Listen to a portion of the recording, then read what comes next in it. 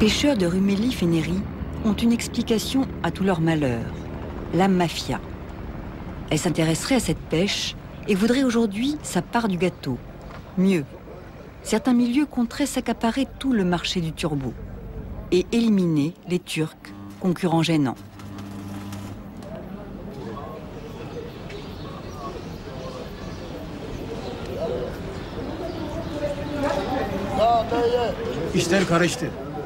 Maintenant, la mafia intervient. C'est pour ça que tout s'est embrouillé. La mafia a senti que cette affaire était juteuse et elle passe des accords avec des pêcheurs du coin. Elle a même acheté 3 bateaux ici. Quand on part là-bas et qu'on rapporte beaucoup de turbos, évidemment les cours baissent. Pour empêcher ça, la mafia paye les gardes-côtes et leur dit « rendez-vous utile ».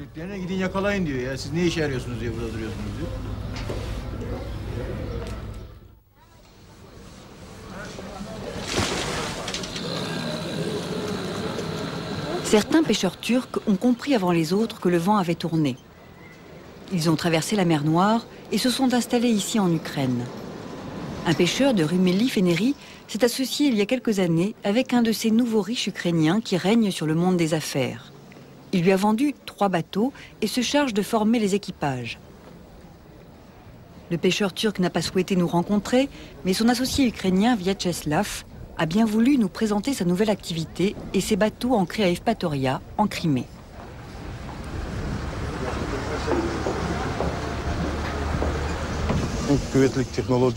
Les meilleurs spécialistes du turbo dans la mer Noire, ce sont les Turcs.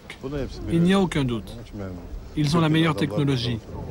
C'est pour ça que je travaille ici avec eux.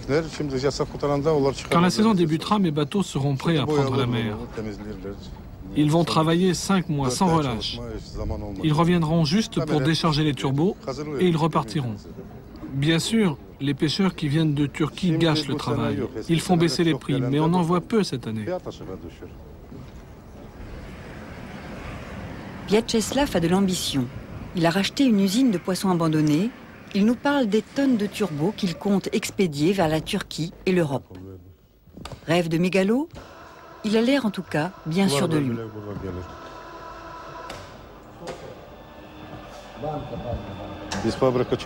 Quand l'usine fonctionnera, j'aurai 600 ou 700 employés.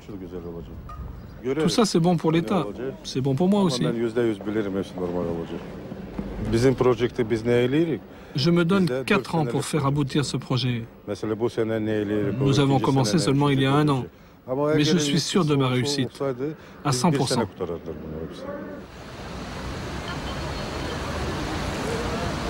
Depuis des années, les autorités turques tentent en vain de trouver un accord avec l'Ukraine. Elles proposent l'octroi de droits de pêche, de quotas, un partage plus équitable des zones économiques. Les négociations s'éternisent et l'ambassadeur de Turquie à Kiev se pose aujourd'hui des questions.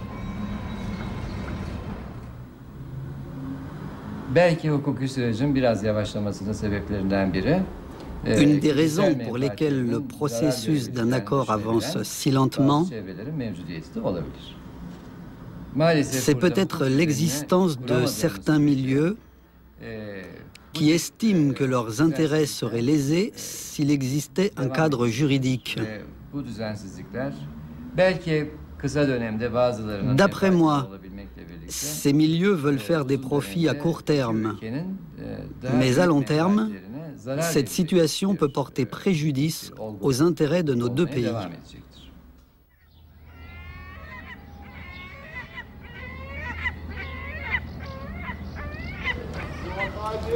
Rumeli Feneri n'a pas bonne presse en Turquie. Les journaux critiquent régulièrement le village des braconniers et proclament que leurs ennuis, les pêcheurs les ont bien cherchés.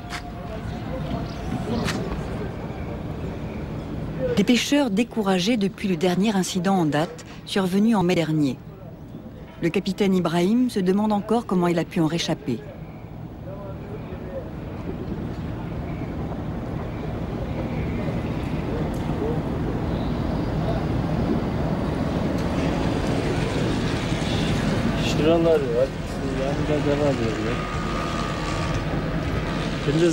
Voilà les impacts de balles. Certaines ont ricoché et sont entrées par derrière, par là.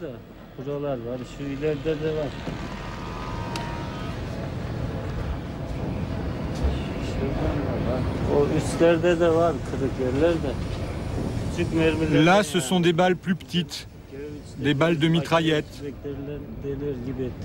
Là-haut, toutes les vitres sont cassées. Il y en a aussi, ici, sur les côtés. Ils voulaient nous tuer. C'est vraiment la guerre. Quand ils ont commencé à nous mitrailler, tout le monde s'est couché sur le pont, les balles sifflaient au-dessus de nos têtes.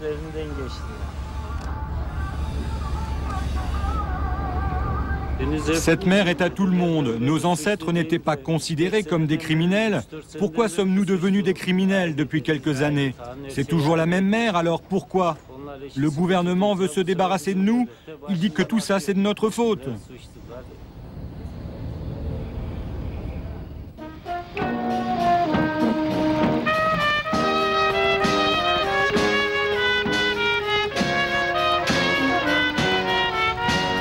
Pendant ce temps, les gardes-côtes continuent de filmer.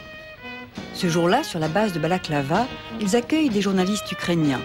Des journalistes qui ont relayé leurs exploits face aux braconniers et les ont propulsés au rang de héros de la nation. Ils ont droit à présent à une démonstration.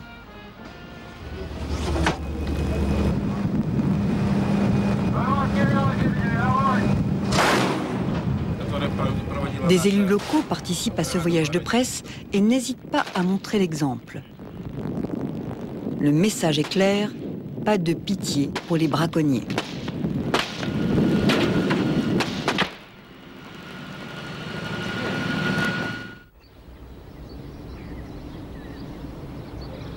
Le village de Rumeli-Fénéry est pris dans une nasse, cerné de toutes parts. La Bulgarie et la Roumanie ont suivi l'exemple de l'Ukraine. Les incidents en mer se multiplient. Ils se comptent par dizaines.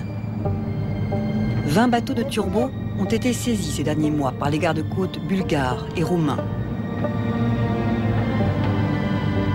Le capitaine du Denis et ses 15 hommes d'équipage arpentent encore de temps à autre la côte turque.